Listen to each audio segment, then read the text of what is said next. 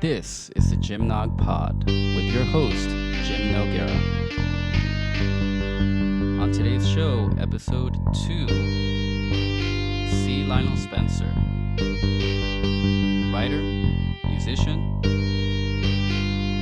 and my colleague.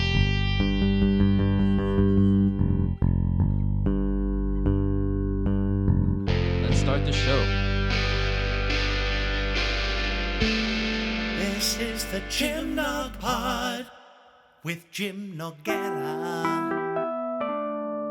It is the Jim Nog Pod with Jim Noguera. Most interested man in the world. Interested with Jim Noguera.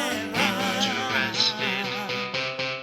A most interested man in the world. Interested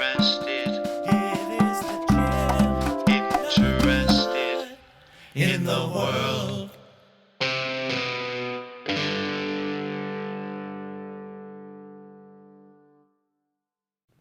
Welcome once again to the Jim Nog Pod. My interview with Corey was a lot of fun, and I learned a lot about his experiences and his motivations and the important things in his life that inspires an artist. What follows is the interview with Corey Lionel Spencer, writer, hip-hopper, rapper, gospel singer. He wears many hats.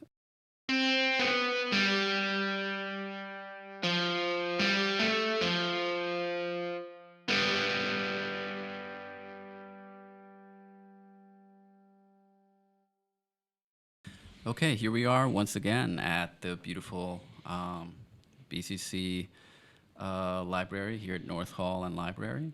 And my guest is another one of my colleagues. I'm going to go through all of my colleagues. I'm just going to go through everybody. And luckily, the Writing Center, BCC, partially because I've worked there for so long, it provides me with access to all of this great talent. But anyway, thank you, Corey, for doing this interview with me. You're very welcome. Thank you for inviting me. All right, so what do you want me to refer to you as during the interview? Just maybe your artist name. Lionel? Lionel. Okay, perfect. So first off, let's just start by how we know each other. We work together. I came into the Writing Center in 2007. When did you come in? I came to the Writing Center in 2012. 2012. The okay. fall of 2012. Yeah. So I'm totally your senior. Yeah. Like, yeah. And, I still have some hours there, and even though I'm doing some teaching, I feel like the Writing Center is still going to be, it's this might sound cheesy, but it's like a second home. To me, Jan is kind of, the director, Jan Robertson, she's kind of like a mother figure to me. She's really helped me out. Like I've come to her when I have had difficult situations, and I've also received a lot of help from the people there. And I don't know. Do you think there's something about the Writing Center that makes it this just great place of like connection and unity that you don't see in other writing centers, right? I mean, we've heard from other writing centers that they don't have that kind of rapport or connection, not just among students, but among themselves. I don't know if I don't know what makes the Writing Center so special. I don't know if it's because a lot of the people are from the Bronx. Wait, let's pause there. What do you mean? A lot of the staff are, Are you trying to say that? I'm sorry to cut you off. Are you trying to say that we all come from a common place, or are you trying to say that there's something about the Bronx? I'll probably say a little bit of both, right? Like the majority of the staff are people who are either born and raised in the Bronx or have lived in the Bronx for a really long time. And I mean, I'm born and raised in the Bronx, and I love the Bronx. So I definitely think there's something special about the Bronx. But when I think about the people who work at the writing center, and I'm trying to like go through all of the coworkers, I can't help but to notice that consistency, that a lot of them spend a lot of time. If they weren't born and raised in the Bronx or lived a long time in the Bronx, they spend a lot of time in the Bronx. And I think that may add to why the environment in the writing center is so special. I do think that Jan does an amazing job picking people who kind of will continue to like foster that family environment. So I do think that's part of it, but Bronx people are beautiful people, man. Yeah. In multiple senses of the word. I'm just saying we have some attractive ladies in the Bronx. Nothing against, where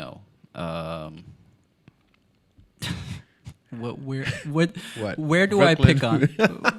What do I choose to pick on? I'm not going with you there. Never mind. All right. But this interview or conversation, it's an interesting conversation with an interesting person. It's about you. So you wear many hats, and I don't even know all the things that you do. I know that you worked on the school newspaper, The Communicator. I know you're working. You recently were working on your thesis, your master's thesis. No, it's a senior thesis for an English honors program at Lehman College. Awesome. And we talked about sort of the content of that, which is really interesting and lends itself to some of the stuff we're going to talk about. But before we probably should talk about all the different things that you do, just briefly, like job titles. How would you describe who LS is? I think I would describe myself as a lover of music, as a Christian, and as a lover of learning. Yeah. Those would be my 3 things. Hats. Okay. So let's start off with your story. So take us through your childhood. What was your childhood like? And is there anything memorable from your childhood that really had a significant impact on you for you to become or be interested in the things that you are interested in and who you are? My childhood. I was born in North Central Hospital in the Bronx. Mainly raised a lot of memories in the South Bronx off of 151st and Walton. And trying to figure out what to anchor on to talk about who I am today, because there's so much. But I would say that in my house, I remember my mother playing a lot of music. She would clean and listen to the radio while she cleaned. And that was like one of the best times growing up, and those were very few. But I remember those times. I remember listening to my mother's favorite song, which is My by Johnny Gill, and her dancing with her eyes closed, like almost like she was in heaven, right? Um, so that, I think, exposure to music informed my love for music, for R&B and soul specifically. I think my love for hip hop came later, but that was like the beginning of my love for music. That sounds pretty awesome. Um, so there's a feeling there when it comes to R&B and soul that like a connection that you have, like a deep connection that maybe makes you feel love, or there's a connection there between that music and love for you, maybe in somewhere in your soul, so to speak. Yeah, yeah, I think that music is infectious, and listening to the songs that my mother listened to and kind of seeing the effect that it had on her. I don't know, I think it made me curious as to like how could this do this, How could this music do this? And I think that maybe even encouraged my desire to sing, because I saw the effect that it had on people. Wow. And so I think it made me start thinking maybe I want to have this effect on people. I want to be able to sing and people closing their eyes and smiling and having the time of their life. So I definitely think that from my childhood experiences, it kind of embedded in me this reality that music had this power to put people in this trance of like love and bliss, of like positivity, and so I wanted a part of that. Damn. It what makes me laugh is that I think about my own influences, and it's hard to live up to that sort of influence. You're trying to inspire joy and happiness in other people's lives. I was attracted to writing and fiction more selfishly because of how it made me feel. You know, I I didn't have a lot of friends and stood home a lot. Um, and one thing that I found that was a really good escape from that isolation was to uh, to read fiction, and through the characters, I lived vicariously. Um, so I was maybe my influences were more selfish, but you seem to want to inspire that happiness in others. Well, I mean, I'm selfish too.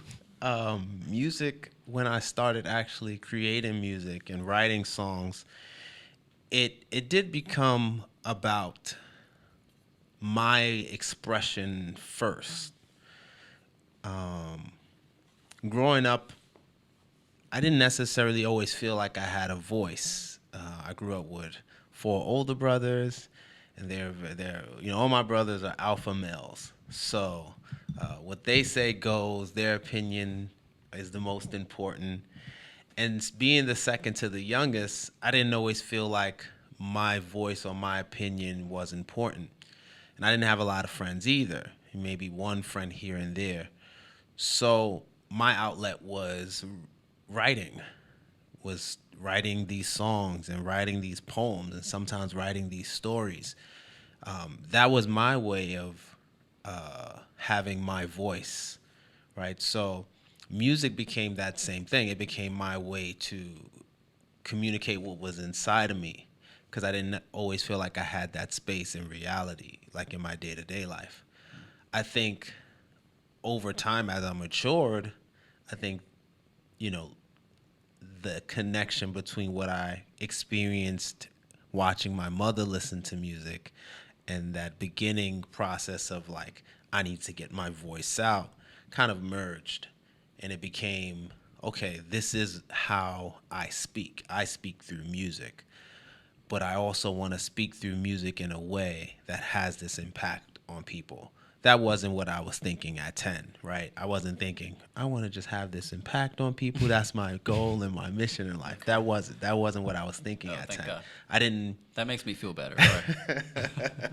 I didn't process everything that I had experienced watching my mother with music this way when I was younger. Yeah, it's a sweet sort of story. Thanks.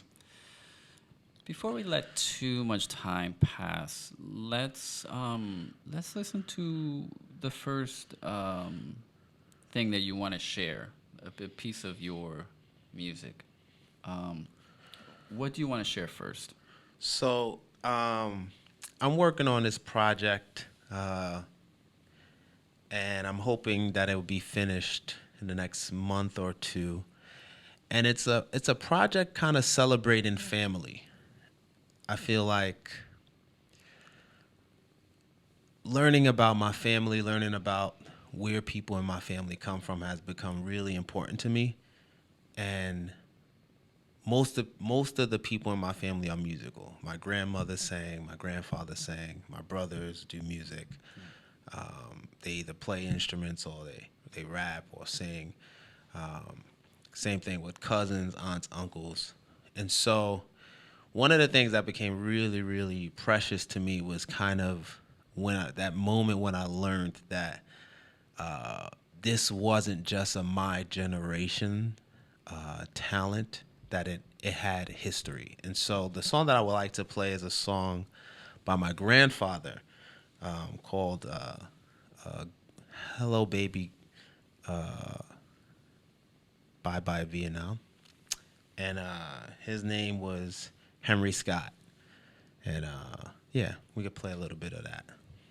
Cool, let's listen to that.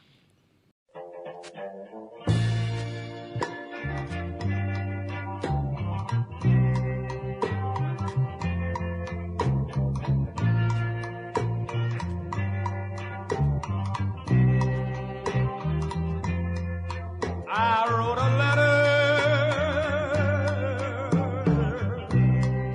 home the other day. It was hard to explain the things I wanted to say, but I tried to tell her reason I had to go to the faraway land. Even though I loved her so, I said goodbye. Goodbye, baby. And hello to Vietnam. That was really cool. Tell me about that. So I learned maybe 3 years ago that my grandfather was a musician, that and he was actually instructor. So he played music, and this is all in Savannah, Georgia. And, you know, it changed how I viewed my family. It changed how I viewed myself. I thought I was the only one who was torn between like teaching and doing music, right? And then I'm able to learn about my grandfather who actually did both. And being able to hear his music and hear his voice, I mean, I've never met him. So this is the only sound, and if I did meet him, I don't remember. I was too young. But this is the only sound of his voice that I've ever heard. It's him singing. And I think that that's amazing for someone who grew up loving to sing, still loves to sing, loves to do music, but loves education as well. So it resonates with me as like it's part of my heritage, it's part of my history, it's part of my family legacy. And that one, like I was saying earlier, that's become really important to me. Just getting married recently, I'm thinking about that myself. How can I establish a positive legacy, one that will hopefully get passed on to if I'm able to have kids, to my kids and to my kids' kids, because those things are real. The music was passed down from my grandfather to me, one of his grandchildren. So that's amazing to think about. 3 generations of Spencers. I mean, he's a Scott, but Scott into Spencers doing music. I mean, there's other things that were passed down as well, bad things, vices, addictions, right? So I think about all those things together and think about what do I want to pass down. And so I draw inspiration from this song, and it will be in some way, shape, or form on my upcoming album. I want to make sure that once again, it's about my family, and I want to make sure that my grandfather's voice is heard, that it continues to live. Yeah, I think that's such like a concept that is difficult for us to comprehend in its full gravitas. That idea of legacy and of time and our descendants and leaving something behind for them.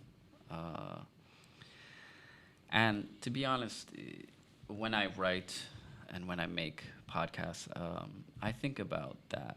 I think about having something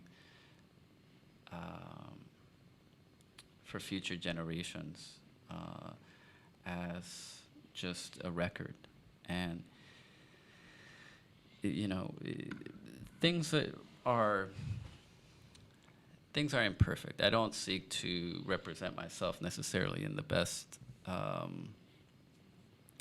in some idealized form, as best as I can. But I think what people want to see about their ancestors, they don't want to romanticize them.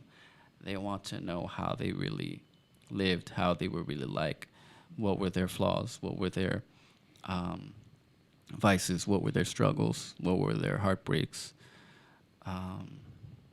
what was their adversity,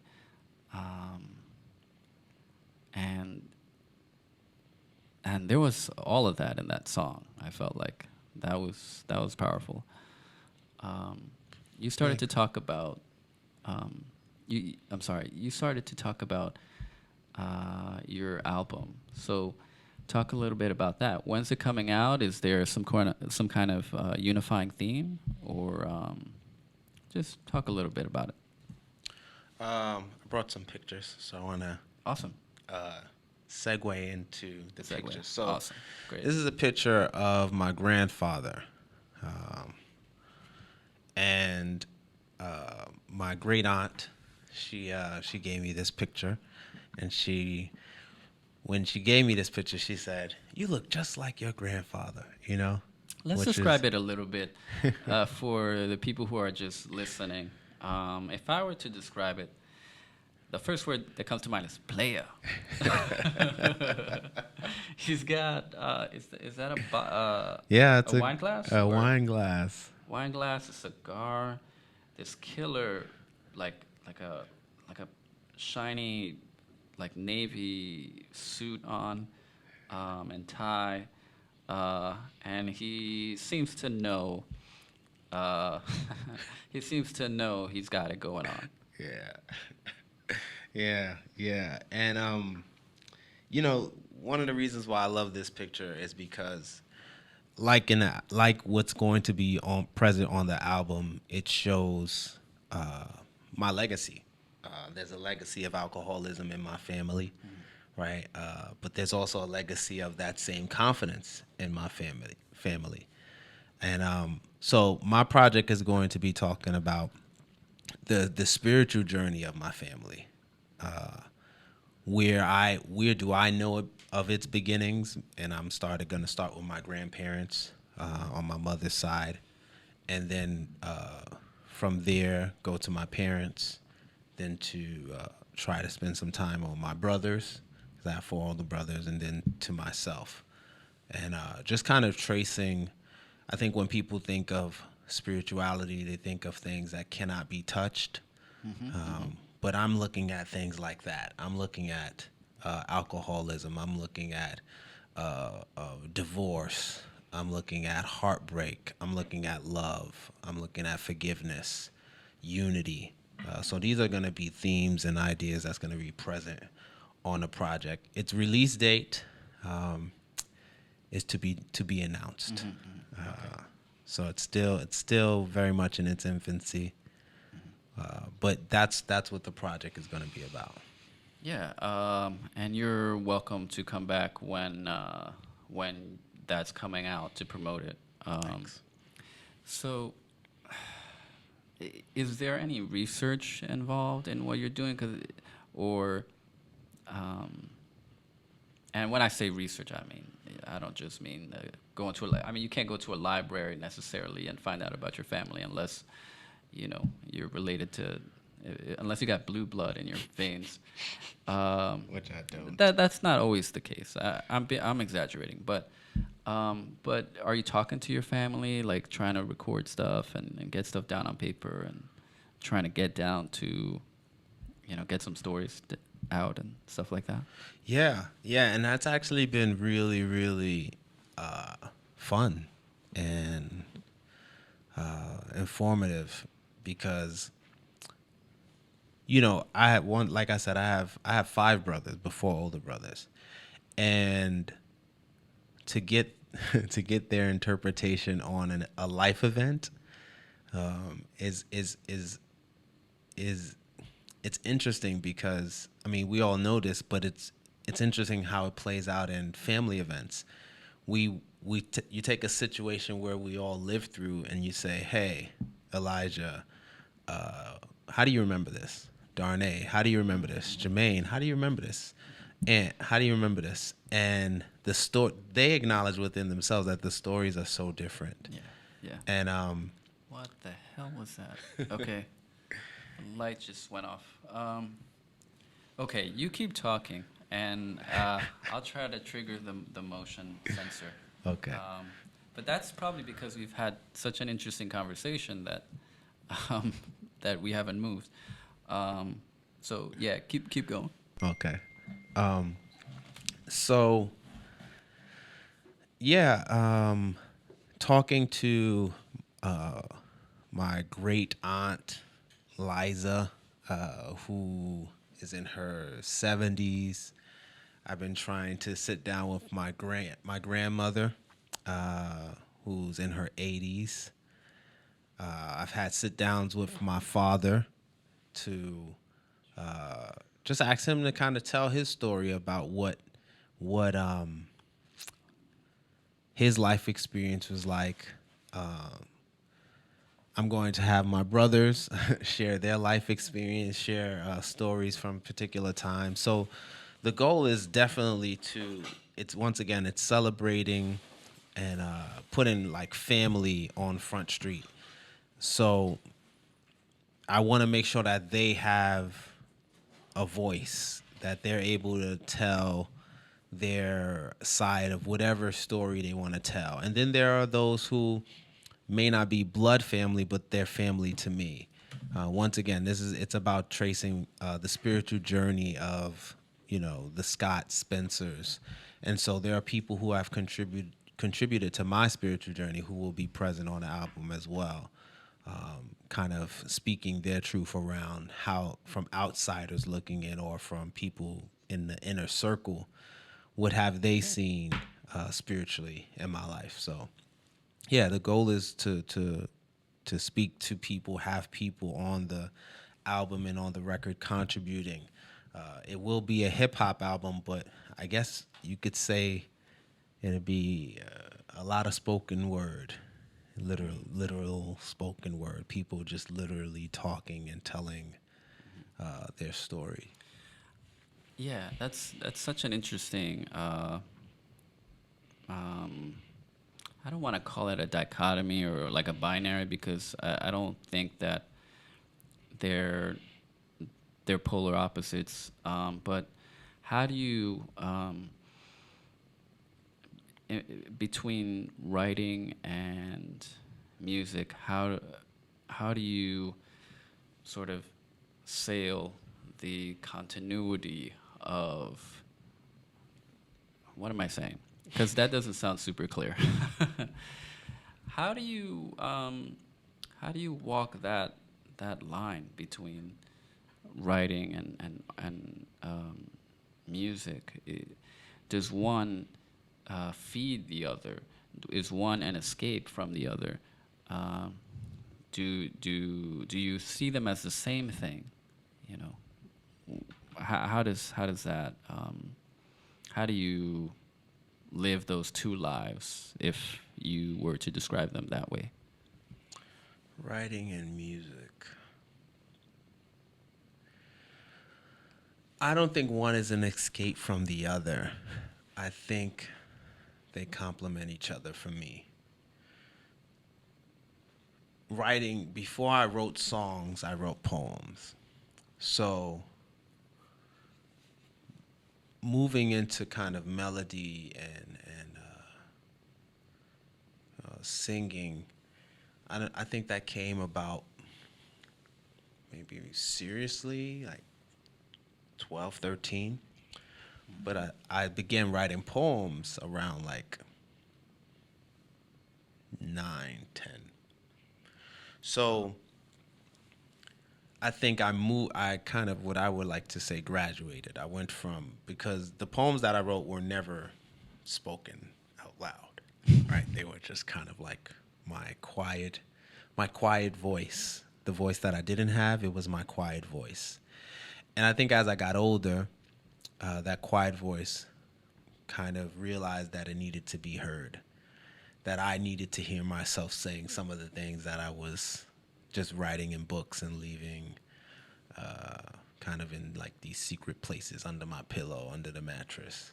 So I think that kind of moved into the singing. And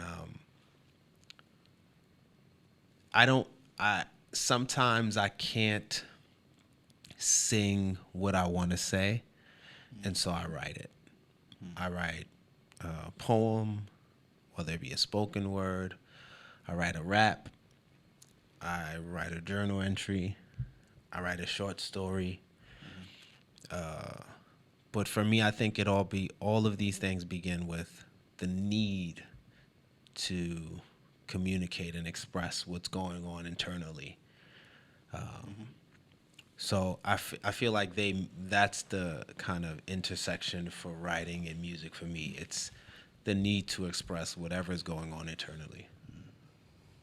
And so is it always is there a particular theme or emotion that motivates you the most? So like, in other words, is it about something that you're struggling with, or is it about love that you have for other people, or is it kind of like all of that kind of stuff? You know, when I was younger, writing and music circled mostly around love, the hope of love, and I would say security. Say security. I remember this one poem I wrote called "My Covers." Once again, I was like 9, right? My covers, and how my covers protect me. Whenever I'm afraid, I can kind of hide under them, and they're like my protective shield from nightmares or whatever was going on. So I think when I was younger, it's like, I want to be in love. I love love. Where is love? Love is waiting for me, and things like my covers. And as I got older, I think singing became what I would say, how I would say is like me expressing soft emotions. That's probably not the best way to put it, but soft emotions like love, sadness, Okay.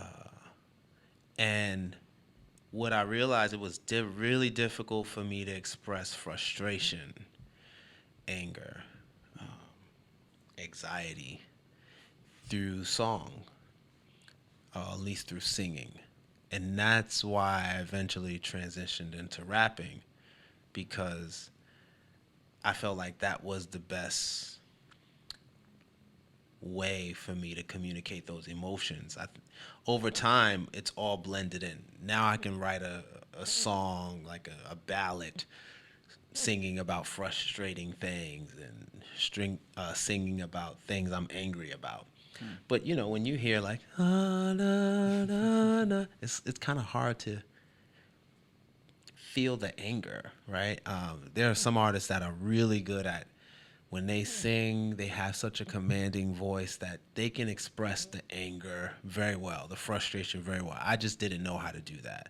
So for me, it was a matter of like, I don't know how to do this. Let me rap, because I know that when you rap, you can be, you know, like LL Cool J, I need love, real soft and Right. tender, but then you can also be Public Enemy, Yeah. right?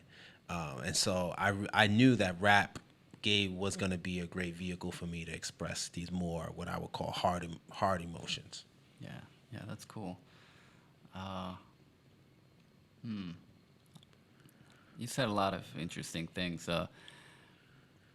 It, it's, I think it's true that we have all of these um, sides to us that artists um, tend to have. Just they're multifaceted, and they have a complexity of emotions, and uh, sometimes we see it come out, and we see their emotions, and their different emotions come out through different forms, and they have multiple faces. So it was interesting to hear you talk about, you know, that you're LL Cool J and you're Public Enemy. I'm sure you're many other people than that. It is hard to picture you as Public Enemy, though. Yeah, I've never been that intense, but you know, You have I a just side. use that as an example. Okay, it's just an extreme example. All right. Maybe if you wore a clock, like a big clock, then I could see it. I never got that. I don't get the whole clock thing, but Me neither. I have no idea why. There's a story, but you know, I have no idea what the story is. Flavor. so there's an actual story behind the Yeah, clock. yeah. Okay. I would love to hear it. I'm sure it doesn't make any sense, but I would love to hear it. All right. Uh, Actually, I heard you singing a little bit. Do you want to sing something? Do you want to maybe share with us a little, some music, some live music? Sure. I'll share some live music. I have to go to my phone to figure out what I can share. You know what? I know what I'll sing. Great.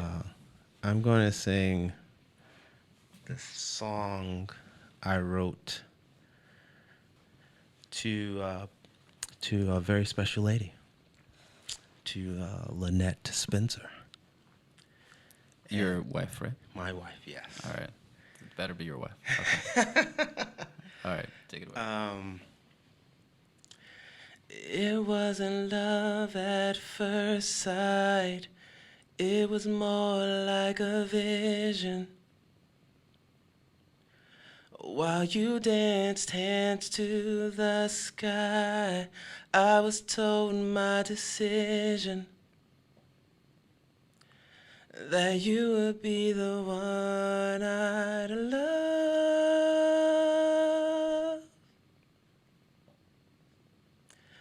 and God would bless us from above.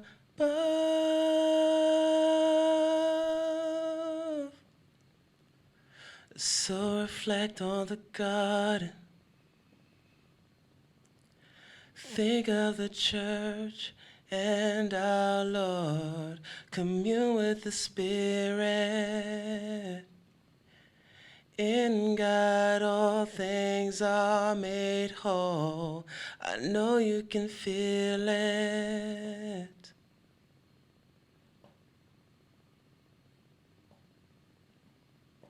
I know you can feel it.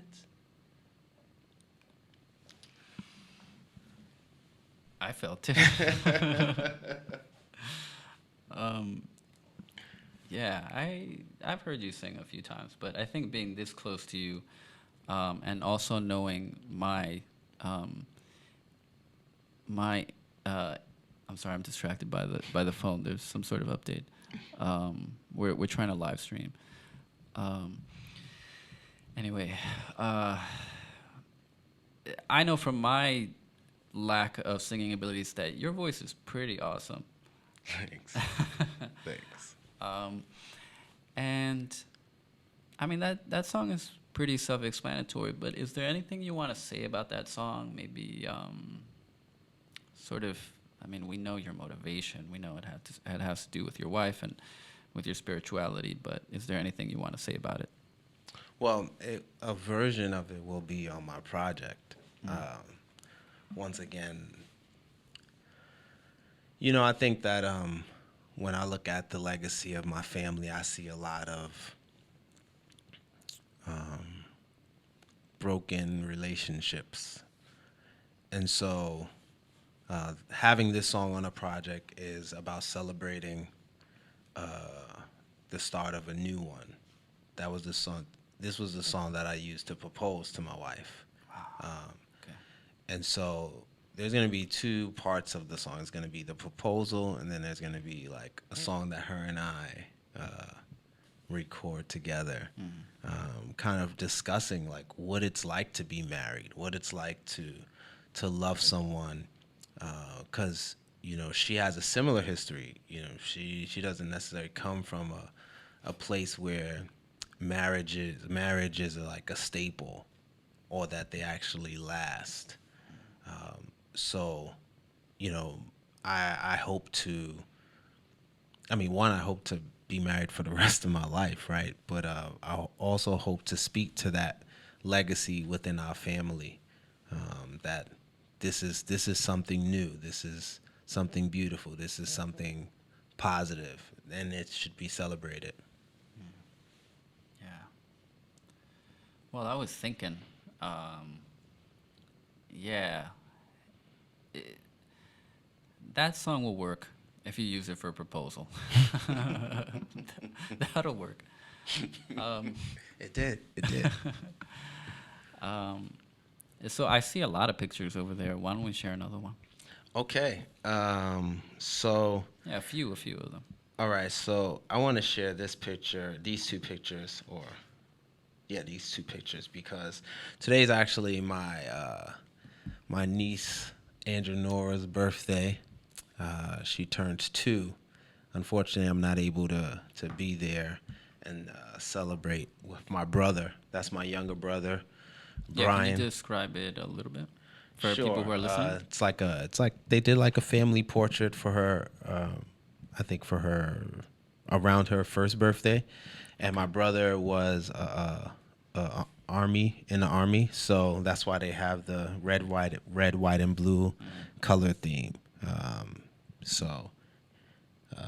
And this is him with her, and so I'm really proud of my brother, my younger brother. We're only about a year apart, and I just love the man that he's become, the father he's become. And once again, it's this is what I want to celebrate. This is the legacy that I want to celebrate, because we don't necessarily, our parents didn't stay together, right? So to fight to be able to create something that you didn't necessarily have is a beautiful thing, and it's a powerful thing. So I love my brother. I love what he's doing. He lives in Binghamton, New York, and today is my niece's second birthday. So happy birthday, Anjanora.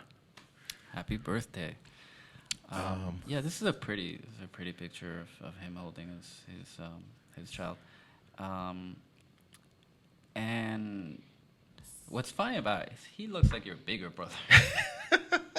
He's a big guy.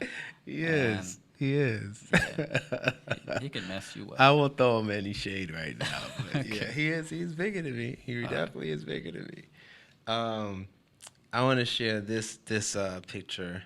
I'll show it to you first. This is a picture of my mom when she was about 7 or 10 years old, and I love this picture. When I first saw it, I was like, man, this is like, I need to have this picture for the rest of my life. Because my mother passed away when I was about 15. And, she had some challenges with the legacy that was passed down to her. And so the innocence that I see in this picture is not always the innocence that I have in memory of her. And so this is a part of her I feel like I never really got a chance to see. And so seeing it is just like, it blows me away to see. Whenever I see one of my brothers have a kid, it's like the same face on a different human being. So I see my mom and a lot of my nieces and nephews. So I love that picture. Yeah, it's a great picture. I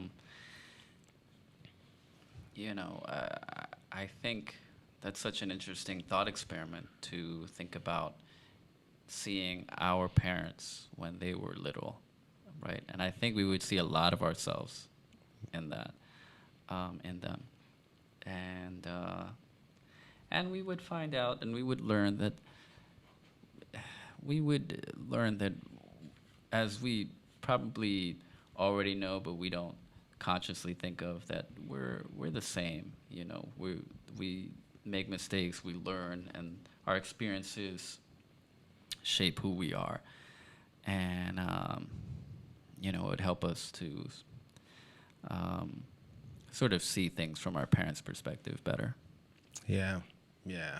I mean, the fact that I know, like, I have baby pictures of my nephew, TJ, my niece, Linda, and JJ, Jermaine Jr. Like, when I look at these pictures, I see they have the same nose as my mom. A lot of them have the same eyes. And it's just,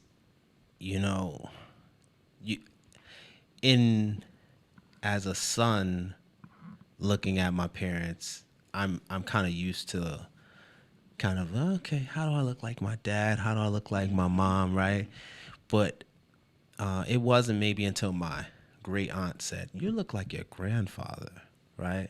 That's like a whole generational gap, right? And to think that my mother looks like her, or my nieces and nephews look like their grandmother, like that's not something I necessarily thought about a lot. I just kind of thought about parents and their children, but I never thought about grandparents and their grandchildren. So when I look at the picture, it definitely reminds me that legacy is passed down in that way too, biologically. Yeah, of course. We are the biological legacy of our ancestors. Yeah, I was gonna say something else. I look a lot like my grandfather. Like, it's kind of eerie. He passed away like recently, but Sorry to hear that. yeah, and it's especially when you look a lot like the person, and you see them sort of go through the stages of death, basically. It it reminds you a lot of your own mortality. And anyway, that's something positive that you can take away from a family member's passing, is just appreciating life more every moment, and just acknowledging that this is a finite thing that we have here, and you're gonna make mistakes and you're gonna have regrets. But I think it's about the connections that you make, and sort of several things. I mean, I could say some cliche words, but I do mean them. You know, it's about love, and it's about relationships with people. It's about falling in love. I think that's a personal thing of mine. That I mean, I did fall in love once, but I want to fall in love again. And yeah. So, any other pictures? Yeah, I have one last one, and my brothers are probably gonna hate me for this, but I really love this picture of them. These are my 4 older brothers. If they're seeing this, they're probably gonna be like, "He putting us on blast." Put us on blast on the Gym Nog Power. So, starting from the left, that's my brother EJ, or Terrence as he refers to himself. In the middle is my brother Darnay. Then my brother Anthony, and then all the way to the right is my brother Class. And so, yeah, I love that picture because, without necessarily the alcohol and the cigar in the hand, there's that confidence that my grandfather had. Right. They just know they. I was gonna say this looks like Boys to Men or something. You know? They're all kind of lined up. For the people who are listening, they're lined up and they have like one leg sort of resting on the wall behind them, and sort of half of them have their arms folded in front of them. They're dressed really cool. Some of them got like chains, and there's like graffiti on the back wall behind them. Yeah, that's like perfect. That's like perfect. I feel like it's like the perfect picture of like, these are like men from the Bronx, with swagger. Hip hop, So I feel like I love this picture. I mean, this was taken, I think maybe like 15 years ago.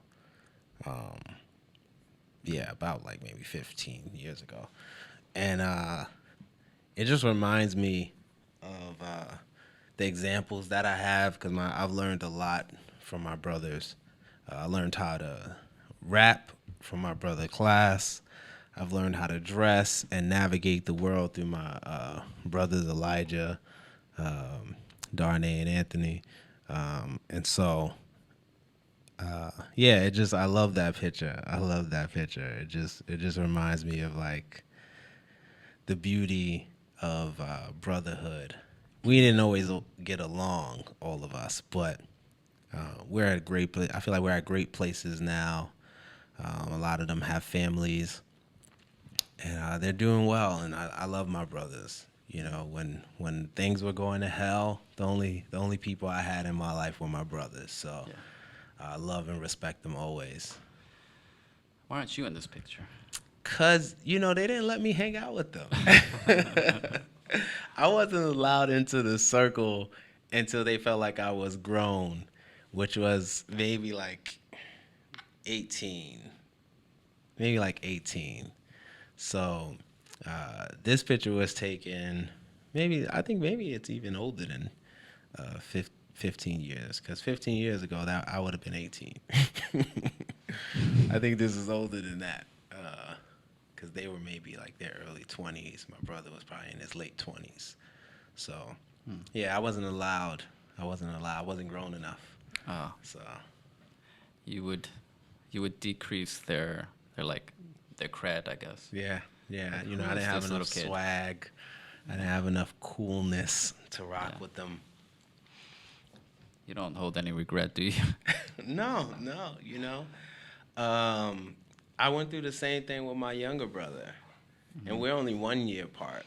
So I think over time I realized, like, you know, it is what it is. I don't think they always made the right decision, but I understood it. Sometimes they would go on, like, I remember spending time at my dad's place. They would go out on the balcony and have like these conversations. It was like mafia meetings, and I would like come out there like, so what's going on, guys? And they'd just be like, go back in the house, go back, you know, this is for grown people. And you know, growing up in a black family, you know, you probably had the same experience. There was time for grown-ups, and there was time for grown-ups and kids. And so most of the time, it was like time for grown-ups with them. So I get it. Cool, cool. So, do you want to play another one of your songs? Yeah, I want to play an instrumental that I'll be using that was produced by a good friend of mine, Vaughn Francis. He's an amazing producer. Me and some friends, we had this like jam session, and we were singing and chanting, and a friend of mine was playing the piano, and it was like a great time. So I wanted to use that for one of the songs, which I'm not sure what the name of it will be, but I definitely want to play a little bit of it, and I think it's beautifully produced. So, Okay, and what's it called? the track should be Victory or Salvation. Salvation, My Victory. Yeah. Okay, let's see if we can play it.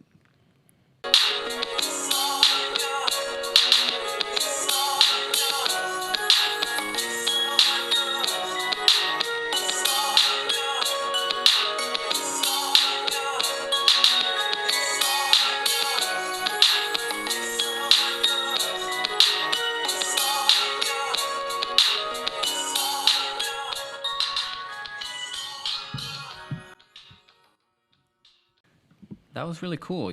That was just a jam session. That was all like ad lib, off the cuff. Well, that's produced, but that came from a session that me, my friend Malik, and Jorge, we were just in this piano room. Jorge's on the keys, I'm singing, Malik's just chanting some stuff, and I sent that to my friend Vaughn. I was like, "Yo, I would love to have a track produced of this," and yeah, he did. He did an amazing job, and so that song is going to be kind of encapsulating my 15 years as a Christian, the ups and the downs, the ebbs and flows. So my best friend Paris is going to be on it. My good friend Malik, and they're going to be talking about, you know, the things that they've seen in me for all these years, and I'll add a little something to it, but yeah. So it's supposed to be it's definitely positive, right? But the narrative is gonna be honest. It's not gonna just be like it's been great all these years, because they know that that's not the case, and so they'll be talking about a lot of that. It hasn't been all great. It's been a lot of challenges, but you know, through it, God is still gets the glory and still should be praised. So that's kind of why it's a positive song and not like doom doo doom, you know. I got you. That makes a good segue into what I was going to ask you next. Yeah. So, do we have to wrap up soon? Yes. Okay. How soon? How much more do you have? A minute. A minute. Yeah, to be honest. Okay. Yeah. So just to wrap things up, can I ask you one more question, or Sure. Okay. I was going to ask you about religion and how that inspires you, and as a person and as an artist, and what role does it play in your life? Yeah, I think my faith has helped shape who I've become. I think that and that's, once again, it's a lot of this is legacy. So my grandmother became a Jehovah Witness really young. She's been a Jehovah Witness for like over like maybe like 50 years. So that was passed down to a lot of my other family members. My mother and father were Jehovah Witnesses. No longer my dad. And that was passed on to me. So that was, what I began to practice for a little bit until I realized that it just wasn't, it wasn't helping me to change or grow. Okay. So, I had to find my own way, and then I became a Christian at 18. And so for 15 years, I've been working on and having a great support to change. And that's made all of the difference, because I think without those things, a lot of the challenges that I faced, even as a Christian, would have went very differently. The results would have been different. And I think my family, they're not Christians, but they can definitely attest to that. That my life would have been very different if I hadn't become a Christian. The failures that I experienced probably would have led to more failures rather than Okay. kind of changes. So, yeah, I think it informs everything that I have and everything that I am, because I wouldn't be who I am without God. That's a great note to end on. So finally, is there somewhere you want to direct listeners to stay in touch with, to connect with you, to maybe where you are on social media, any kind of websites, anything you want to share with people? Sure, I'll be posting some music and album covers in the upcoming weeks on LS8302 on Instagram. And you can also get some of my music, past music, on LS Music World at .bandcamp.com. So, when my album is finished, it will go on the same website. Awesome. Man, it was really cool to hang out with you today and talk about you and your music and listen to some of it. Yeah, so that's it for the show, for the Jim Nog Pod. Stay tuned for the outro music. Thanks. You're welcome, man.